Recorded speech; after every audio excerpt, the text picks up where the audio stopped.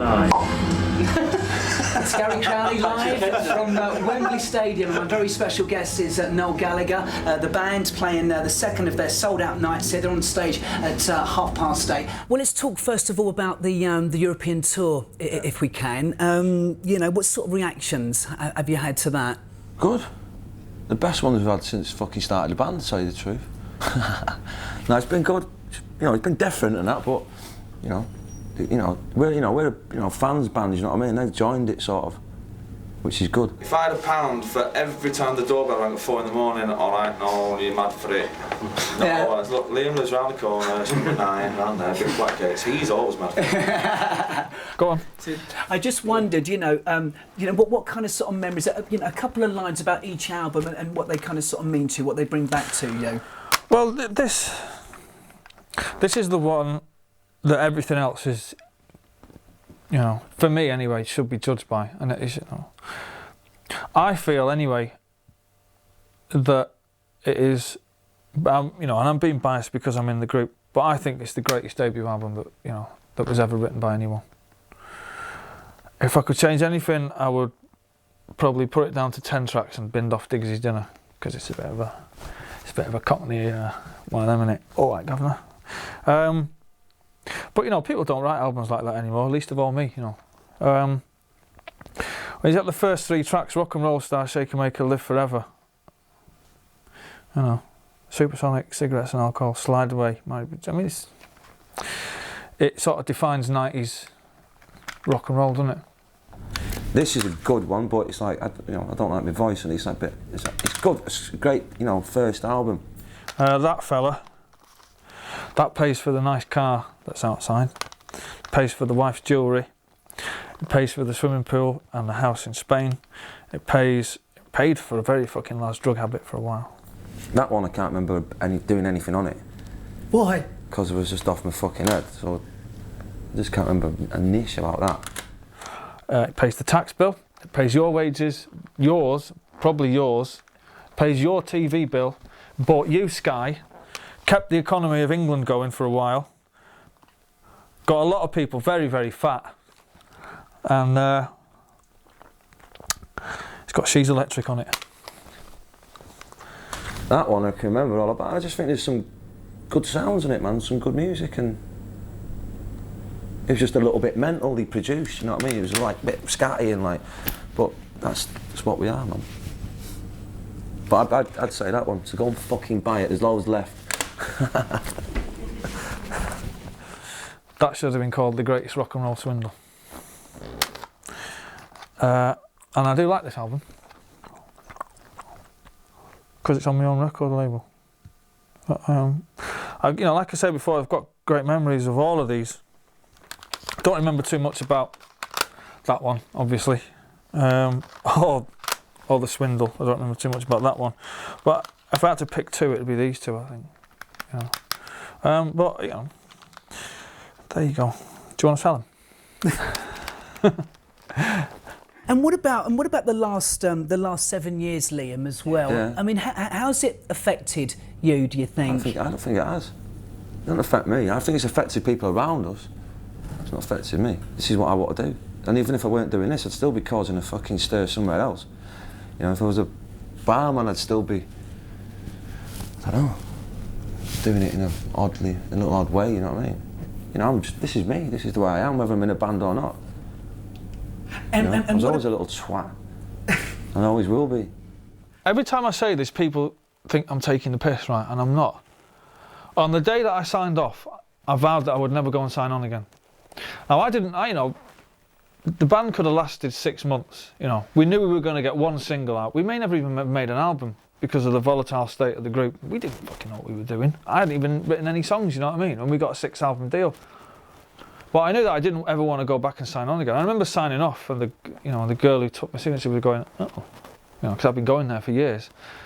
And she was going, well, have you got a job? And I was going, better than that, man, fucking pop star now. And I vowed never to see the inside of that building again.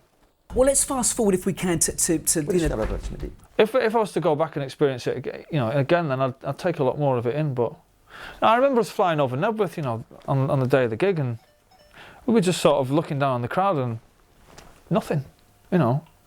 We were just worried about how many cans of Stella there was in the fridge when we got into the dressing room. Not that it was the biggest gathering of people that England had ever seen for 2 days on the trot. As soon as we got out of the helicopter, we were saying to the tour manager, "Are all the Stellas in it? Are they cold? Has the match started yet?" Because I think United were playing Newcastle in the Charity Shield. Well, of course, Wembley Stadium beckons. Yeah. 2 sold-out shows. Piece of piss. What can people expect from the show? You know, can you give us an idea? You know, what you're going to give us? I think we're doing about 5 songs from the new record, and the rest of it's all greatest hits, really, I think. 70,000 people going absolutely ballistic. What kind of things are you sort of like thinking about? Are you sort of, you know... Sorry, go on. I'm not thinking of anything. It's easy, man. That's my job. That's what I do. That's what I've been doing for 8 years, 9 years. It's a piece of piss. And if you get fucking nervous, then you shouldn't be doing it. What goes through your mind is to get from one side of the stage to the other without tripping over anything. Because the last thing you want to do is look like a twat in front of your fans. I remember when we first met, I interviewed you. I think it was your first TV interview in a guitar shop in Denmark Street, and you guys were just getting ready to go off and play the Marquee. Yeah, just kind of sort of thinking back to that sort of like time. Yeah. You know, what were your sort of like your hopes and your aspirations for Oasis then? What would have success equalled to you back then? Everything's gone as according to plan. I think I'm quite happy with it.